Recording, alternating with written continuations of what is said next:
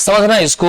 दो को हम लेते हैं, एक है हमारे पास पोलराइज, एक मतलब दो पोलराइड होते हैं, हम पिछले क्लास में डिस्कस कर चुके हैं। तो जिस पर अनपोलराइज लाइट पड़ता है उसको हम कहते हैं पोलरॉइड, और जिस पर पोलराइज लाइट पड़ता है उसको कहते हैं एनालाइजर।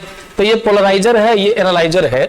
अनपोलराइज लाइट पड़ा, पोलराइजर पर पोलराइज लाइट निकला, और इससे जो निकल के जा रहा है वो आकर के पड़ता है एनालाइजर पर। तो अगर दोनों के पास एक्सिस पैरेलल हुए तो जो यहां पास किया है वो यहां भी पास कर जाए, लेकिन अगर दोनों के पास एक्सिस परपेंडिकुलर हुए तो जो पोलराइजर को पास करके मिला है पोलराइज लाइट, वो एनालाइजर को पास नहीं कर पाता है। आपको इसका हम बताते हैं, पिछले क्लास में भी हम आपको एक्सप्लेन किए थे, उसको समझना है यहाँ।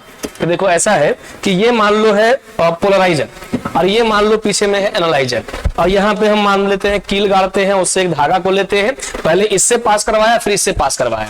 अब आगे से मान लो कि इसको हम वर्टिकली वाइब्रेट करवाते हैं ऐसे, तो जो इस पोलराइजर को पास करेगा, अगर सेम पास एक्सिस इसका भी रहेगा तो वो इसको भी पास करके चला जाएगा।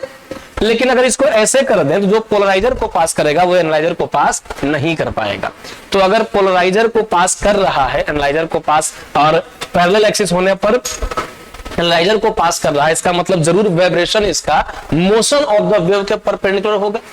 और अगर पोलराइजर को पास कर रहा और एनालाइजर अगर परपेंडिकुलर है और पास नहीं कर पा रहा, इसका मतलब ऐसा है कि जरूर यहाँ जो पोलराइड जो वेव है वो परपेंडिकुलर इसके आया होगा तो इसमें पास कर गया होगा, लेकिन इस पे आया तो यहाँ पर आकर के इसको रिस्ट्रिक्ट कर दिया और दूसरी तरफ ये वेव जा ही नहीं पाया।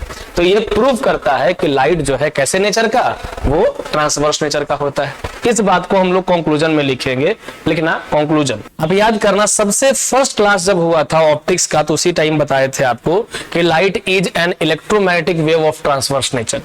तो इलेक्ट्रोमैग्नेटिक वेव्स को लेकर के इतनी सारी चीजें हम सीखे हैं, और ट्रांसवर्स नेचर को प्रूव करने का काम करता है ये पोलराइड से पोलराइजर एनालाइजर वाला जो एक्सपेरिमेंट है वो।